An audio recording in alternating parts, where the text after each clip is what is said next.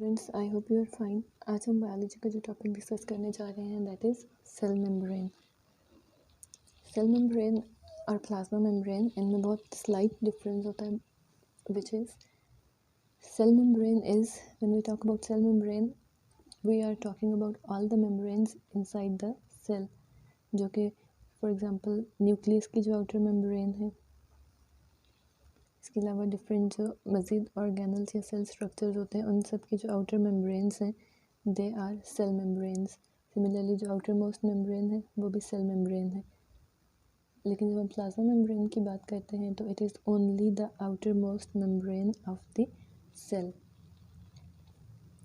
Cell membranes are present in eukaryotes and all the prokaryotes.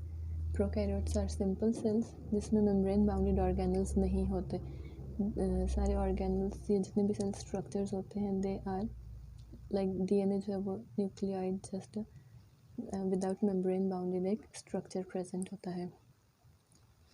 सो हम ये कह सकते हैं कि प्रोकैरियोट्स में they have only plasma membrane, no other cell membranes inside the cell, whereas eukaryotes are higher cells which have very well defined organelles with membrane covering, जिसको हम cell membrane कहते हैं। Plant cells, animal cells, fungi and protists, they all are eukaryotes. अब हम इसकी composition देख लेते हैं।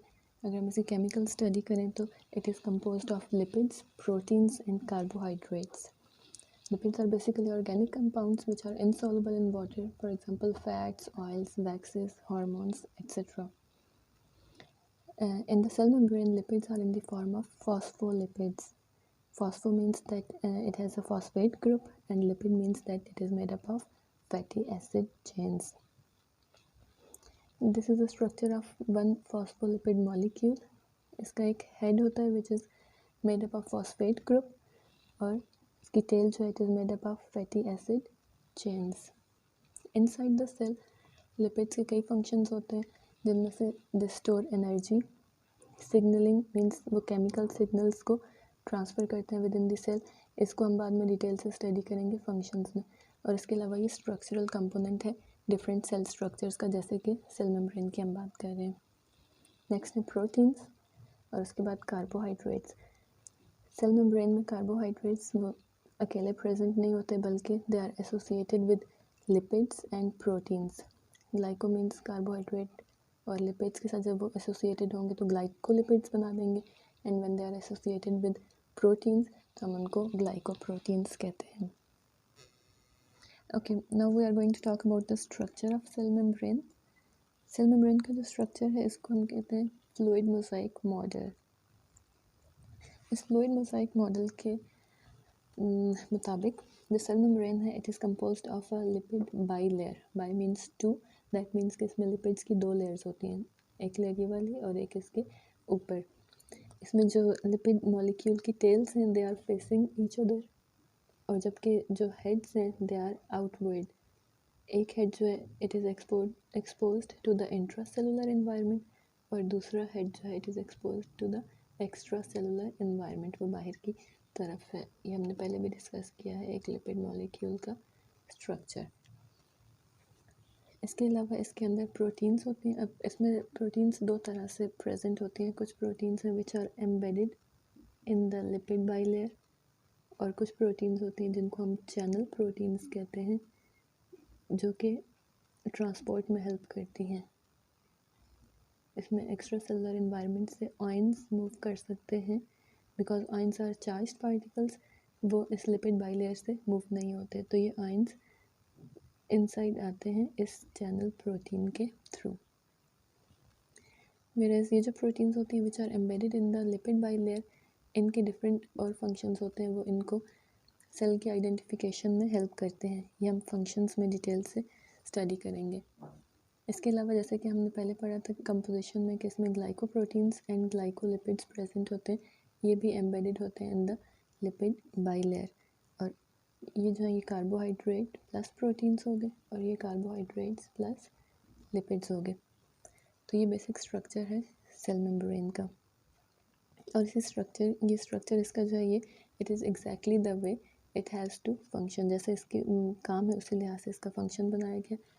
और ये जो लिपिड बाइलेयर है, heads they are hydrophilic, water की तरफ अट्रैक्ट होते हैं, वाटर को एब्जॉर्ब करते हैं, जबकि टेल्स जो दे आर हाइड्रोफोबिक, वो वाटर को रिपेल करती हैं। इसकी इस नेचर की वजह से cell membrane is semipermeable, या हम कह सकते हैं कि वो तमाम मटेरियल्स को अपने अंदर से पास नहीं होने देती, बल्कि कुछ मटेरियल्स को पास होने देती है और कुछ मटेरियल्स को it does not allow some materials to pass through. वो हमारी फंक्शन में डिटेल से पढ़ेंगे। तो ये चैनल प्रोटीन्स जो ये हेल्प करती हैं उन मटेरियल्स की ट्रांसपोर्ट को जिनको लिपिड बाइलेयर पास होने की परमिशन नहीं देती। So this was all about the structure of plasma membrane और cell membrane. Okay, now we are going to talk about the functions of cell membrane. इसके 3 मेजर फंक्शंस हैं, which is transport, sensing chemical messages, और third है identification of cell.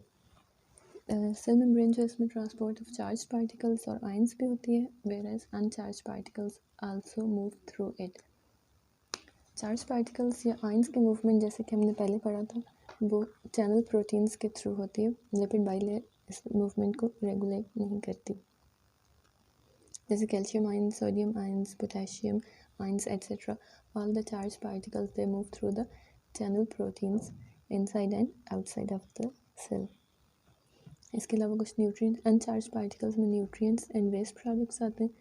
Nutrients में for example sugar, fatty acids, amino acids, oxygen etcetera, जो कि एक cell को different functions के लिए नेसेसरी होते हैं। और वेस्ट प्रोडक्ट्स में carbon dioxide which has to be remove from the cell.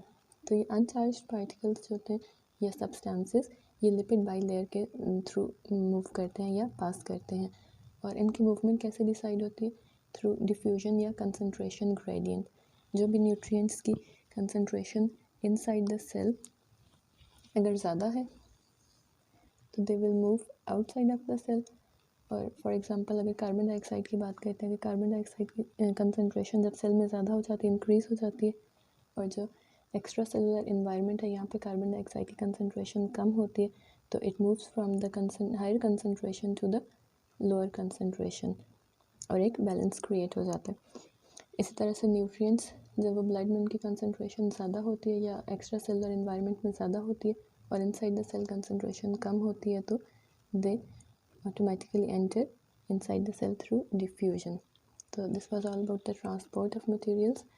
उसके बाद नेक्स्ट है कि it helps to sense the chemical messages. For example जैसे कोई electric signal from one nerve cell to other nerve cell अगर ये पास होना है तो वो भी सेल मेम्ब्रेन के थ्रू होता है, या उसको भी सेल मेम्ब्रेन सेंस करती है। या फिर another example is messages from nerve cells to the muscle cells. और इन केमिकल मैसेजेस के as a result of this cell respond करता है। तो सेल के डिफरेंट रिस्पॉन्सेज होते हैं ऑन द बेसिस ऑफ किस तरह का इलेक्ट्रिक सिग्नल या केमिकल मैसेज डिटेक्ट हुआ है। उसके बाद third and last function cell membrane का है that it identifies the cell. Cell की आइडेंटिफिकेशन इसलिए ज़रूरी होती है कि समटाइम्स कोई ऐसे बाहर से फॉरेन पार्टिकल्स या पैथोजन्स अटैक करते हैं जिनको हमारा डिफेंस सिस्टम डिस्ट्रॉय करता है। तो ये cell membrane is very important क्योंकि ये सेल्स को आइडेंटिफाई करती है, मार्क करती है, सो दैट हमारे defence cells they do not attack our own cells, और एक तरह से इनकी प्रोटेक्शन भी करती है। So this were all the functions of cell membrane. और आज का हमारा टॉपिक यहाँ पर एंड होता है। आई होप आपको समझ में आ गया होगा। इंशाल्लाह हम नेक्स्ट टॉपिक में साइटोप्लाज्म और मज़ीद सेल स्ट्रक्चर्स के बारे में पढ़ेंगे। Thank you.